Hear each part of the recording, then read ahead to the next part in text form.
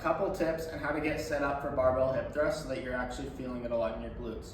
One main tip I like is we're going to use a box that's short enough that you can already have the lower part of your shoulder blades planted when you're just seated on the floor.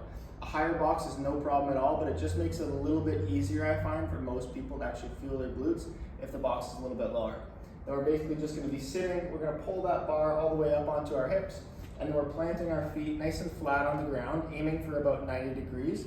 You could always watch your first rep and then adjust it after. Then we're just driving our hips up as high as we can get them, squeezing our glutes as hard as we can at the top. And to create a little bit more pelvic tilt, we are tucking our chin and staring at that barbell all the way up. So at the top, really big emphasis on squeezing the glutes, squeezing the core tight will help feel more glute activation.